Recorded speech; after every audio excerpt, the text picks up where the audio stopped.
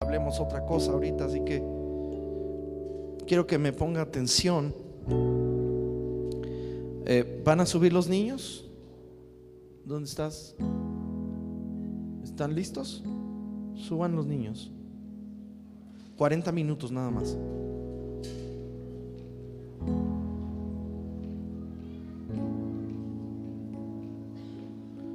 Amados, ¿cuántos aman a Dios? ¿Cuántos entienden que sin Dios no podemos hacer nada? Levánteme bien la mano. ¿Usted sabe y entiende que sin Dios no servimos para nada? Apartados, Él dijo: apartados de mí, nada puedes hacer. ¿Qué fue lo que hizo que usted ha oído la historia de José el soñador? Levánteme la mano. ¿Cuántos han oído esa historia? ¿Qué fue lo que hizo que José fuera todo lo que sucedió con él? Hay una clave en cada persona. Dice que Dios estaba con José y todo lo que José hacía, Dios lo hacía prosperar en su mano. ¿Qué era el secreto de José? Que Dios, la presencia de Dios. Hay una presencia que es legal de Dios. Dios está en todas partes, Dios es omnipresente, ¿sí o no? Cuando tú dices: Dios, cuídame, Dios ha sido bueno, yo me he portado muy mal, pero Dios ha sido bueno, me ha sostenido. Dios está ahí sosteniéndote y está bien. Pero es diferente cuando Dios te sostiene para que no te vayas a la barranca y nada más te está como conteniendo. Eso es diferente a cuando Dios está en tu vida de tal manera que te va dirigiendo. Si quieres ya, Dios te va dirigiendo para que hagas las cosas que Él quiere que hagas, para que digas las cosas que Él quiere que digas, para que camines de la forma que Él quiere que camines, para que todo lo que tú hagas prospere, para que todo lo que tú tengas sea multiplicado. Por ejemplo, la presencia de Dios estuvo en la casa de Obed. ¿Alguien ha oído hablar de Obed? 3 meses, en 3 meses dice que Dios prosperó a Obed y todo lo que él tenía fue prosperado de tal manera que el rey se enteró. ¿Cuál era la diferencia? La presencia de Dios. David era un muchachito por ahí que cuidaba ovejas, no era hijo de su primera, no era hijo de la esposa de su papá. El Salmo 51 dice: en pecado me concibió mi madre. Probablemente su papá tenía allí una mujer o una concubina, tan es que no era tomado en cuenta que cuando llegó el profeta a buscar a los hijos de Isaí, ni siquiera lo invitaron. Probablemente él no era de la familia, pero dice que ese día el Espíritu de Dios vino sobre David. Consecuencia, a partir de ese día el Espíritu de Dios estaba con él. Lo quisieron atravesar con lanzas, Dios lo cuidó. Se tuvo que enfrentar a Goliat. Voluntariamente él decidió ir a enfrentar y venció a un gigante. Ojo, no era porque era muy valiente, no era porque estaba bonito, no era porque era David, era porque Dios estaba con él. ¿Alguien ha oído hablar de Sansón? Aquí una vieja lo dejó pelón. Sansón, dice que él fue apartado. Vino el ángel, le habló a su mamá, a su padre, les dio una palabra de que él iba a ser lleno del Espíritu Santo desde el vientre de su madre. Las que están embarazadas pueden pedir llenura del Espíritu de Dios sobre sus hijos. Desde ese día el Espíritu de Dios reposó sobre Sansón. Y Sansón no era musculoso, no era un Randy Orton o una de La Roca o John Cena, porque si no nadie le preguntaría dónde estaba el secreto de su fuerza. Realmente era una persona normal, pero tenía mucha fuerza. Ahora, no es que él tenía mucha fuerza, porque cuando la vieja esa lo deja pelón, dice que el Espíritu de Dios se apartó de él y él no lo sabía. Que no, escuche bien, lo peor que te puede pasar es que Dios se haya ido o la presencia de Dios se ha ido y tú no te has dado cuenta. Hay gente que vive engañada y cree que porque tiene sentimientos bonitos y sentimientos nobles es Dios. Mis amados, tú tienes algo de Dios porque Dios te creó y porque parte de la naturaleza de Dios vive dentro de ti, pero eso no indica que Dios está en tu vida y que Dios está trabajando a tu favor. No indica que la presencia de Dios está en tu casa. Dios necesita ser amado, ser honrado, ser respetado, ser deseado. Yo deseo que Él venga, no como una visita, porque las visitas vienen Y pues se van, y cuando viene una visita tú podrías fingir, metes el polvo abajo de la alfombra, escondes, arreglas, ya se fue la visita. Cuando está la visita, porque por respeto a la visita, pues yo no me voy a pelear en mi casa con mi señora, ni le voy a gritar a mis hijos. Pero una vez que la visita se fue, todo vuelve a la normalidad. Y necesitamos que Dios viva en nuestra casa para que Él sea el Señor de ese lugar. Y entonces cuando Él es el Señor de ese lugar, Él viene y pone orden en ese lugar. Él viene y empieza a trabajar con tu carácter, viene y empieza a trabajar con tus actitudes, viene y empieza a trabajar con tus deseos o con tus malos deseos. Pero escucha bien, Dios no va a aparecer simplemente porque donde se invocan su nombre, 2 o 3, ahí está, ahí en medio de ellos. Y entonces ya vino. Si es la palabra, claro que sí, pero recuerde, la palabra de Dios está viva. Jesús mismo fue a unos lugares, dice que no pudo hacer muchos milagros porque no creían en Él, porque no le respetaban. Decían: ¿quién es este? No es el hijo de José, no es el hijo de María, no es el hermano de Jacobo, no, sus hermanas de aquí andan con nosotros. ¿Puede Dios volverse algo común en tu vida? Era algo común, pues es Jesús. ¿Qué tiene de espléndido? ¿Qué tiene de especial? Pues sí, es Dios. ¿Y qué es lo que hace diferencia? Cuando tú honras a esa persona, cuando tú le das un respeto y un temor, cuando tú estás enamorado o tú amas a alguien y tú amas que Él esté en tu casa, tú amas que Él venga y se siente a hablar contigo. Dios no hablaría con alguien que cuando le está hablando por teléfono y está viendo en la cocina y está pensando en lo que dejó o en lo que hizo o en lo que no hizo o en el trabajo o en los problemas. Claro que no. A ti no te gustaría platicar con alguien y que mientras tú le estás platicando, Él esté hablando por teléfono y esté viendo para otro lado y esté hablando con otra persona y esté por acá y vaya a la cocina y vaya, ¿verdad que no? Dios necesita que se le honre, que se le ame, que se le desee.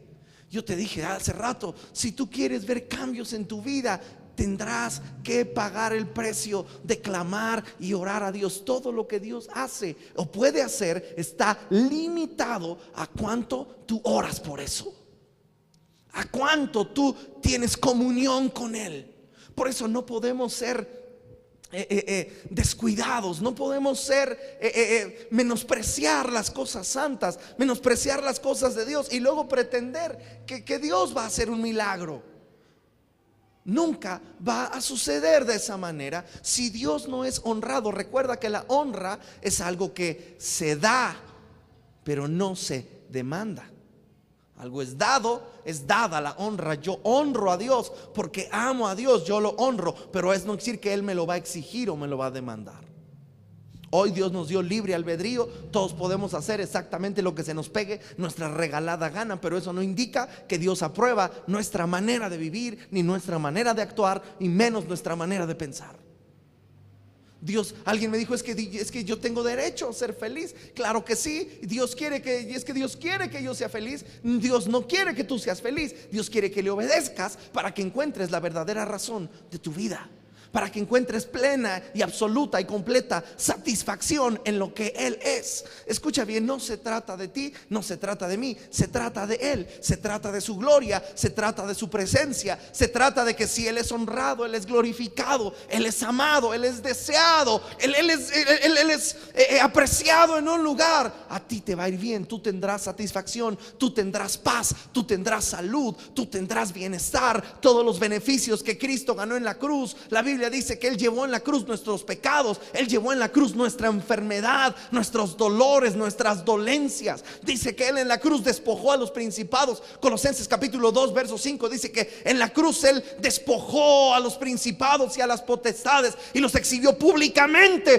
triunfando sobre ellos en la cruz. Por lo tanto, no hay demonio, no hay adicción, no hay hechicería, no hay brujo, no hay nadie que te pueda separar del amor de Dios, porque mayor es el que está en ti que el que está en el mundo. Nada tiene más poder que la sangre de Cristo, que el Espíritu de Dios. Él es Dios y nadie más es Dios.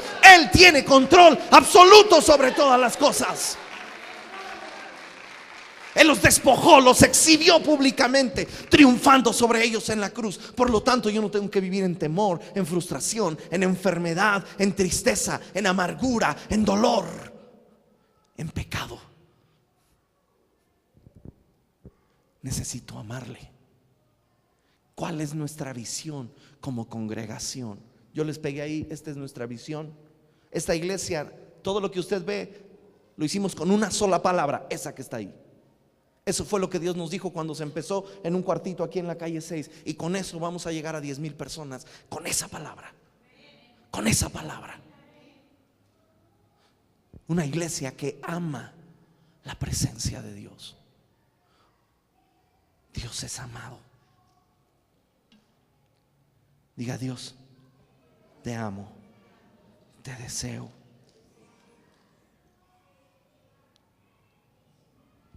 ¿Dónde habita Dios? Filipenses capítulo 2, verso 5. Le voy a leer los versos. Usted me va siguiendo, por favor. Dice: haya pues en vosotros este sentir que hubo también en Cristo Jesús, el cual siendo en forma de Dios no estimó el ser igual a Dios como cosa que aferrarse, sino que se despojó a sí mismo, tomando forma de siervo. Diga: siervo. Dios ama siervos. Y hecho semejante a los hombres, y estando en la condición de hombre, se humilló a sí mismo. Diga: se humilló a sí mismo. Amado, no esperes que alguien te humille cuando tú te puedes humillar. El apóstol Pedro nos escribe en la primera carta, dice que nos humillemos bajo la poderosa mano de Dios, para que Él nos exalte cuando fuere tiempo. Porque es tan necesaria y tan importante la humillación. Quiero que vea lo que dice Isaías capítulo 57, donde es un lugar donde está la presencia de Dios. Isaías capítulo 57, en el verso 15 nos dice: porque así dice el alto y sublime, el que habita, escucha bien, ¿dónde habita Dios? Habita en la eternidad. Si tú no tienes conciencia de eternidad en tu corazón, si tú no tomas tus decisiones y no haces lo que tú haces, tu manera de vivir, tu modo de caminar, tus actitudes, no tienes conciencia de que hay eternidad. ¿Qué significa eternidad? Significa que nunca tendremos que morir. Vamos a morir a la carne, pero la vida no se acaba ahí. Tú tendrás que dar cuentas delante de Dios. Y tú siempre, todo lo que haces, todo lo que dices, todo lo que hablas, todo lo que actúas, tiene que tener una conciencia de que hay eternidad en tu corazón. Dios habita en la eternidad. ¿Cuándo es que Dios viene a una casa, a una familia, a una vida para cambiarla? Cuando entiende que hay eternidad. Tú no puedes simplemente guiarte por una emoción. Hay gente que se mueve por emociones, pero cuando la emoción se acaba, el diablo regresa y se le vuelve a montar. Hace 8 días yo les hablé de la palabra. ¿Cuántos estuvieron hace 8 días? Somos una iglesia que amamos la palabra de Dios. Si tú no te alimentas de la palabra, amado, tú tienes que nacer de nuevo.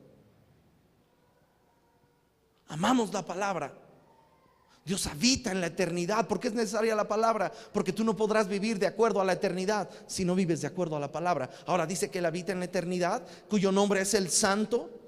Yo habito en la altura y la santidad, con el quebrantado y humilde de espíritu, para hacer vivir el espíritu de los humildes y para vivificar el corazón de los quebrantados. Vamos a hacerle como al queso de las quesadillas. Tienes que desmenuzarlo. Primero, Dios habita en eternidad. Si tú vives pensando en lo temporal, si a ti lo único que te importa es que no tienes dinero, o si tienes dinero, o si a ti lo único que te importa es tener para irte a alguna parte o tener para comprarte alguna cosa, mis amados, tú no vives con un sentido de eternidad.